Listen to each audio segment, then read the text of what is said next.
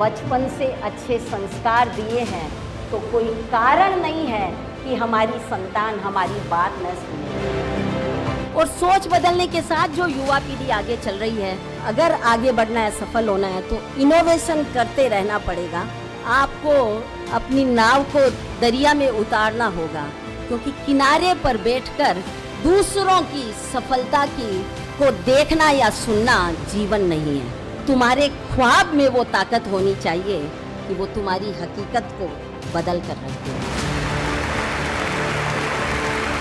जीवन में अगर कुछ भी हासिल करना है तो हमेशा लर्निंग मोड में रहोगे तो जीवन बहुत आसान हो जाएगा और जो चाहे वो सफलता आप हासिल कर सकती हो।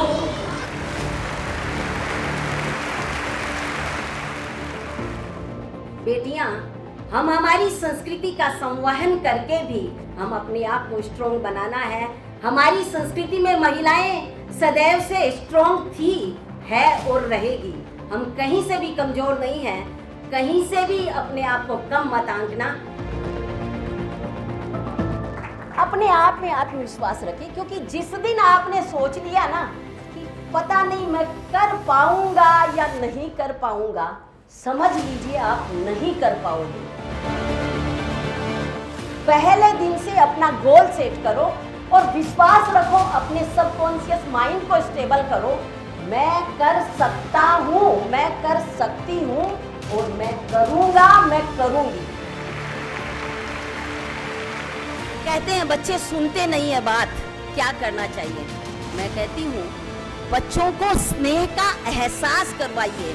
हमारे जमाने में क्या होता था, हमारे बड़े लोग बोलते नहीं थे, कहते थे कि भाई टाबरा ने सब सामने काई लाड करनो है। लेकिन अब परिस्थितियां बदल गई है, अब सारा परिवेश बदल गया है। अब बच्चों को लाड करना चाहिए। आप बच्चों के साथ बच्चों को स्नेह का स्पर्श दें। जो कहते हैं ना, आधुनिक पीढ़ी बच्चों को हक करें, हर दिन करें, ताकि वो गले बच्चों को लगाएंगे तो उन्हें लगेगा कि ये हमारा सेफेस्ट जोन है। मेरे माता पिता, मेरे परिवारजन जब तक मेरे साथ में हैं, मुझे कहीं बाहर से कुछ भी स्नेह की जरूरत नहीं है, कुछ भी प्रेम की जरूरत नहीं है। माँ बनने का सुख जो है ना, दुनिया के सारे सुखों से बड़ा सुख है।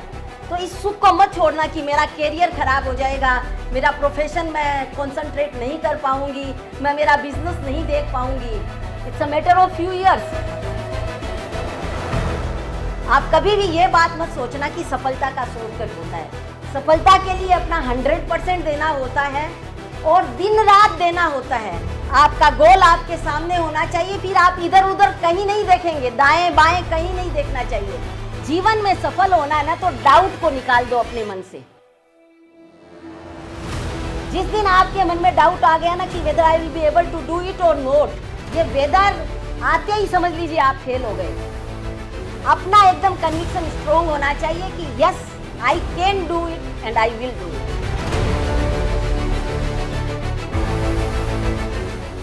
हमारा अपना कन्विक्शन होना चाहिए अपने लिए। हमें किसी से भी इंस्पिरेशन लेने की जरूरत नहीं है। Decide your goal. अपना गोल डिसाइड करो और कंप्लीट 100% कमिटमेंट के साथ उस गोल के लिए काम करो। दुनिया की कोई भी ताकत आपको रोक नहीं सकती है। बाकी सब खाने की चीज़ों में तो कंपटीशन होगा, लेकिन अगर हम मार्जिन कहें तो सबसे बड़ा मार्जिन स्पाइसेस में है। हमें खाली उस मार्केट को टेप करना है और इसके लिए करना क्या है, वहाँ के स्टैंडर्ड के हिसाब से हमें मसाले बेचने हैं। अब उनके स्टैंडर्ड आप जिस एरिया में बेचना चाहते हैं, जिस कंट्री में बेचना चाहते हैं, सबसे पहले तो उसको स्टडी करें कि वहाँ कैसे चाहिए, उनके क्या स्टैंडर्ड्स हैं। उसके बाद पेस्टिसाइड का टेस्ट तो मस्ट है। यानी जो हमारे प्रधानमंत्री जी जैविक खेती की बात करते हैं, ये जैविक खेती हमारे लिए दुनिया भर का मार्केट उपलब्ध करवाएगी। प्रधानमंत्री जी कोई भी बात ऐसे नहीं कहते हैं, बहुत सोच समझ के रिसर्च के आधार पर वो बोलते हैं। उनका खुद का नॉलेज बहुत बड़ा है।